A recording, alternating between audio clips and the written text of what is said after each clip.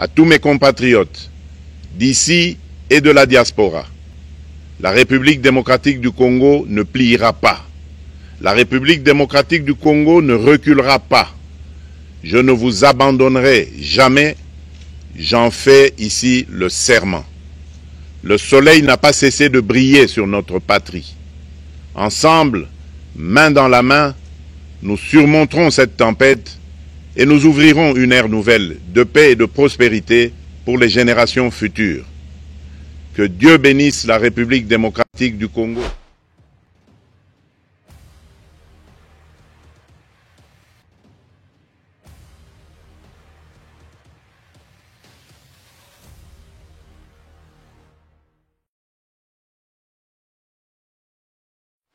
Que Dieu bénisse le Congo, la RDC ne pliera pas, la RDC ne reculera pas, et le soleil n'a pas cessé de brûler sur notre patrie. Le serment fait par le président de la République, Félix-Antoine Tshisekedi, lors de son dernier discours à la nation congolaise, suivez, et l'on se retrouve juste bientôt.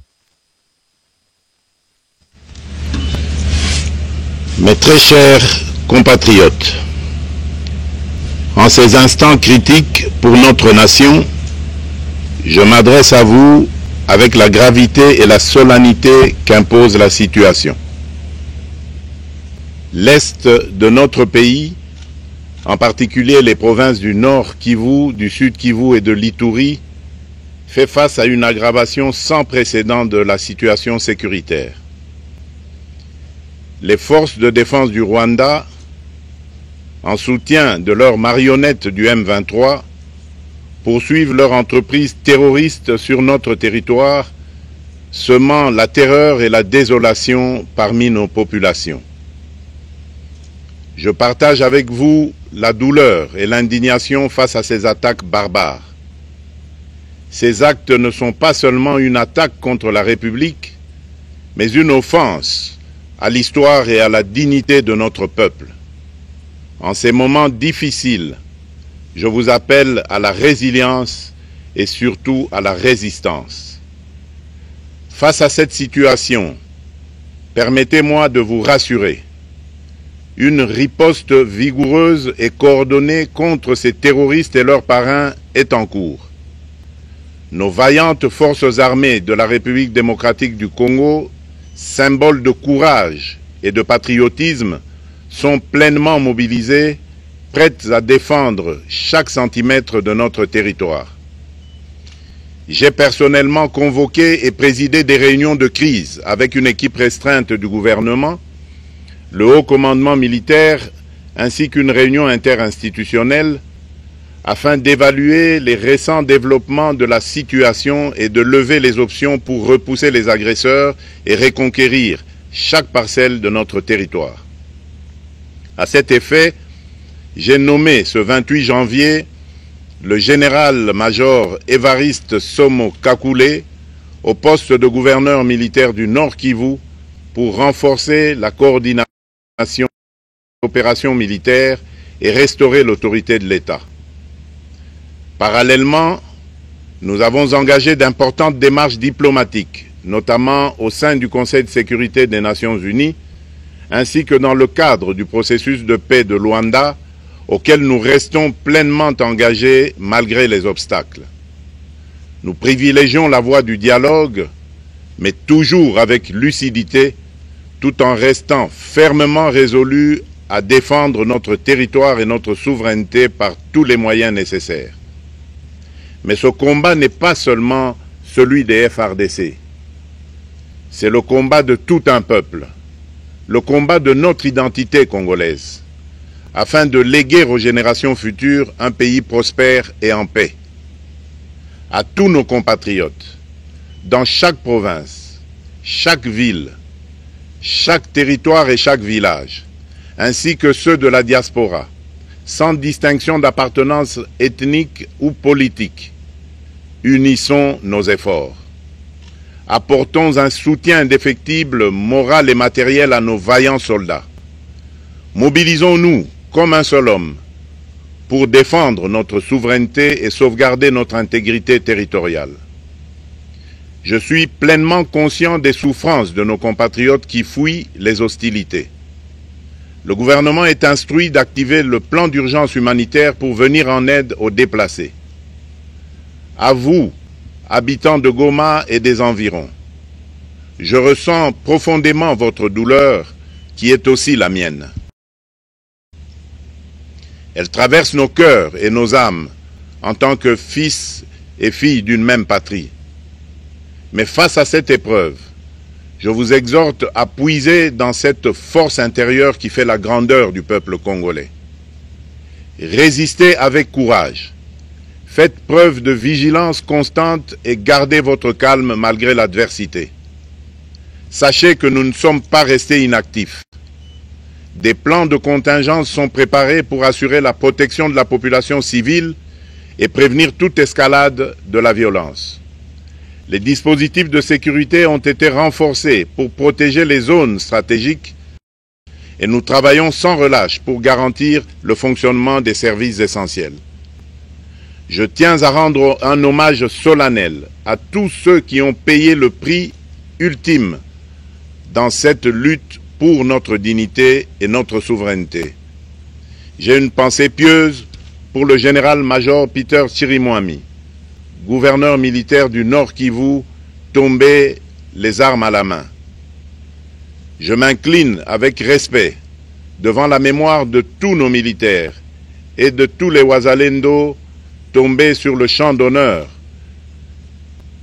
Je pense aussi aux soldats de la mission de la communauté de développement d'Afrique australe, la SAMI DRC, qui combattent à nos côtés, aux casques bleus de la MONUSCO qui ont sacrifié leur vie pour la paix, ainsi qu'aux innombrables civils victimes de la barbarie ennemie.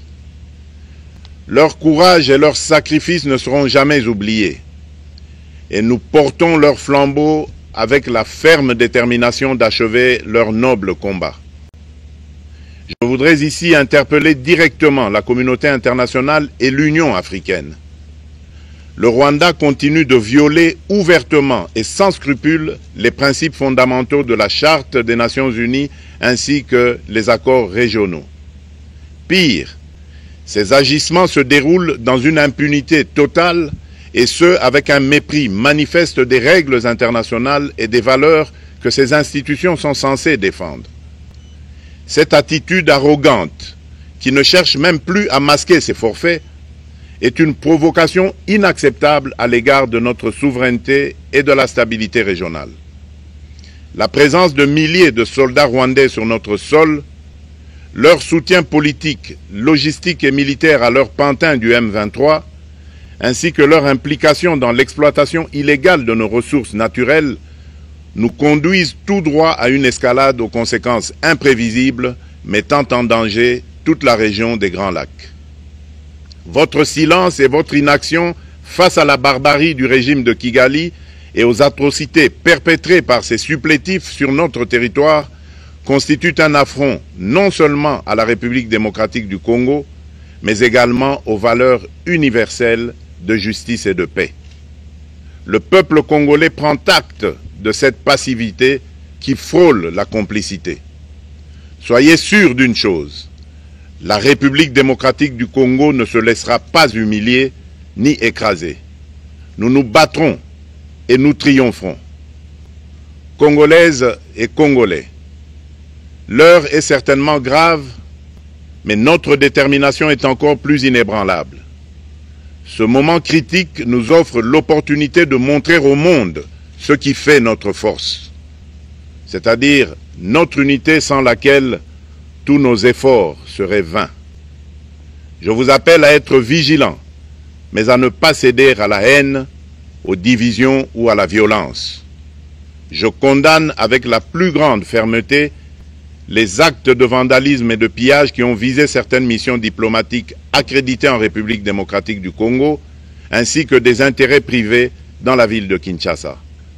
Ces comportements irresponsables dénaturent l'expression saine de notre colère face à l'agression barbare nous imposée et jettent une ombre sur les manifestations pacifiques de soutien à nos vaillantes forces armées qui luttent avec courage et abnégation pour défendre notre souveraineté.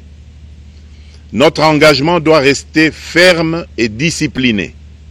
Nous gagnerons cette guerre par notre unité, notre courage et notre sens de responsabilité, et non par la violence aveugle et par l'anarchie. Cette victoire ne sera possible que si chaque Congolais, où qu'il soit, prend toute la mesure du combat qui est le nôtre. J'appelle donc la nation entière, hommes et femmes, jeunes et vieux, acteurs politiques, opérateurs économiques, membres de la société civile, confessions religieuses, artistes et sportifs à se mobiliser, à faire bloc derrière nos vaillantes forces armées et à contribuer chacun à son niveau à l'effort de guerre. J'ai instruit le gouvernement de mettre en place des mesures rigoureuses de réduction du train de vie des institutions et de leurs animateurs afin que les ressources ainsi économisées soient directement réorientées vers le soutien à nos forces armées. Dans cet effort national, j'en appelle également à la responsabilité du secteur privé, qui est invité à contribuer activement à cette cause commune. Nos soldats se battent avec héroïsme pour la défense de notre intégrité territoriale et de notre souveraineté. Ils ont besoin de notre soutien total, qu'il soit moral, matériel ou logistique. À la jeunesse congolaise, pilier et espoir de notre nation, je vous exhorte à répondre massivement à l'appel de la patrie. Le moment est venu de vous lever, de mettre votre énergie et votre créativité au service de la nation. Nous devons renforcer nos rangs et chaque jeune Congolais prêt à défendre son pays a une place au sein de nos forces armées. Enrôlez-vous massivement dans l'armée. Vous êtes le fer de lance de notre projet et votre mobilisation est déterminante pour la victoire finale. Aux braves populations du Nord Kivu, du Sud Kivu et de l'Ituri, vous êtes le symbole de la résilience congolaise, une source d'inspiration pour toute la nation. Vous n'êtes pas seuls dans cette épreuve. La République tout entière se tient à vos côtés, unis dans l'espoir et la lutte. Ensemble, nous ferons face et surmonterons cette épreuve. À nos vaillantes forces armées et aux vaillants patriotes Wazalendo, véritables sentinelles de la souveraineté nationale, je rends un hommage appuyé et vous exprime au nom de toute la République notre reconnaissance infinie et notre fierté inébranlable.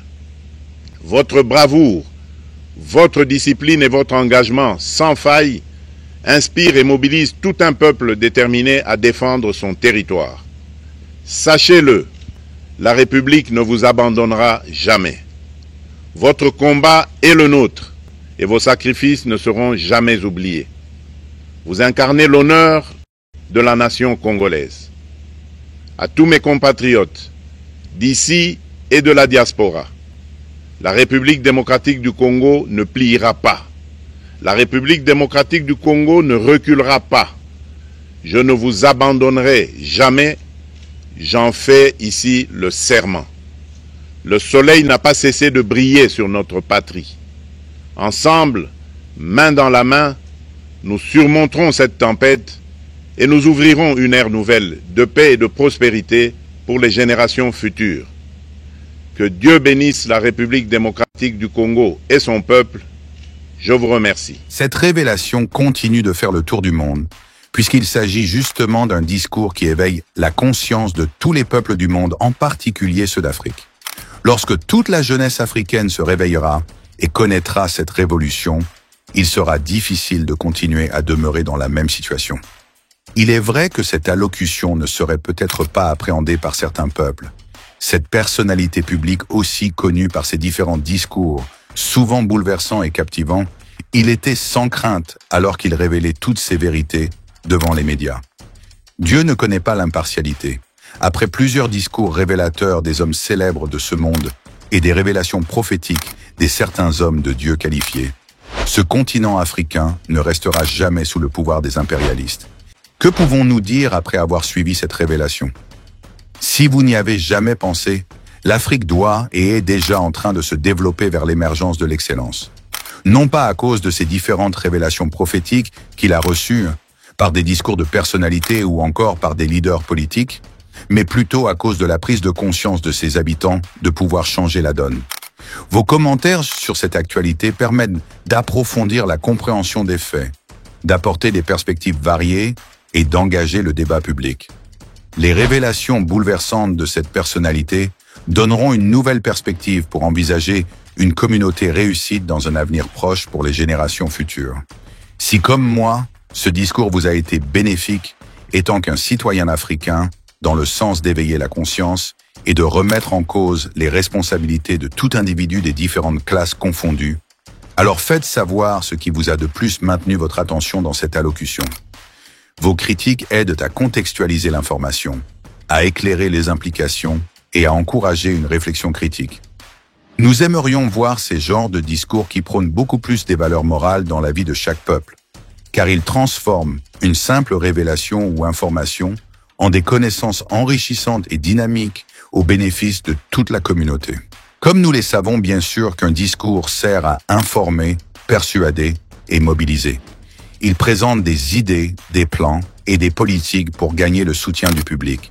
Sur ce, certes, nous osons croire que toutes ces révélations qui sont évoquées dans cette allocution trouveront des solutions sur certains défis de l'émergence, ainsi qu'au développement de l'ensemble de la communauté présente. Après votre visionnage sur cette séquence de vidéos, nous comprenons justement que nous n'avons pas tous la même compréhension lorsqu'il s'agit de donner nos différents points de vue sur cette nouvelle actualité. Par conséquent, chaque personne serait libre de faire savoir ses propres révélations sur cette thématique, avec beaucoup de considération sur vos différentes convictions et motivations intrinsèques, entre autres que vous soyez croyant chrétien, pratique ou encore selon vos croyances respectives. L'impact de ce discours dans la société actuelle serait justement de promouvoir les valeurs morales et de pallier d'une manière radicale à tous les aspects de la géopolitique qui ralentissent pour les développements sur toutes les sphères de la communauté.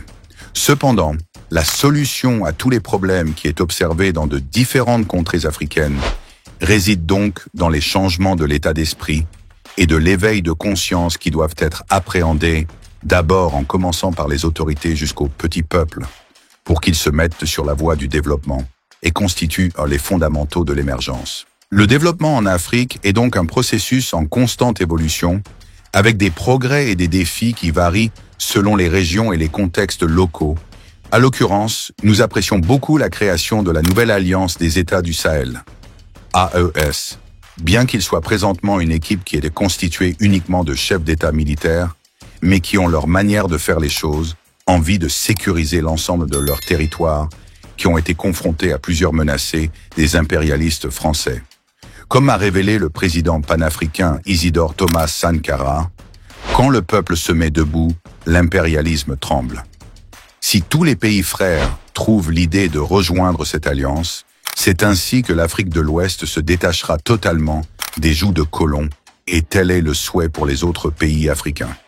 La solution est simple lorsqu'il s'agit de préparer une Afrique meilleure, avoir un président panafricain dénué de toutes les malices des impérialistes et atteindre l'autosuffisance sur toutes les sphères de son territoire en assurant la promotion et la stabilité sur le plan économique, politique et géopolitique. C'est ainsi que l'Afrique atteindra son indépendance sur tous les niveaux. En effet, alors qu'il s'agit d'une plateforme qui est beaucoup plus axée sur toutes les actualités qui sont liées à la géopolitique, pour plusieurs buts essentiels, faites savoir vos différents propos en se basant sur vos croyances respectueuses lorsqu'il s'agit de faire savoir vos impressions sur le contenu regardé. Elles donnent du sens à la vie, fournissent un cadre moral et offrent un sentiment d'appartenance et de communauté. Elles permettent également de surmonter les épreuves en donnant d'espoir et réconfort. Merci pour votre attention. Nous sommes ravis. Si cette vidéo vous a été utile, alors n'hésitez pas de le partager avec vos contacts pour une plus grande visibilité. Et n'oubliez pas surtout de nous dire dans le commentaire vos différentes impressions sur cette actualité. On vous dit à la prochaine publication et restez connectés sur notre chaîne God Blessed 243 Simplement Chrétienne. Vous voulez accepter Jésus dans votre vie? Vous voulez faire partie? Vous C'est pourquoi, mes amis, vous ne pouvez pas croire dans un prophète qui vient, qui dit que lui, il est le chemin. J'étais païen, j'étais beau. Je deviens chrétien, je deviens vilain. Comment? Le silence, ce n'est pas un vide. C'est un puissant langage de celui qui sait ce qu'il fait. C'est le langage du mature. La personne qui est mature répond deux fois par le silence. Se tait seulement. Si le ciel s'est réconcilié avec la terre par la croix,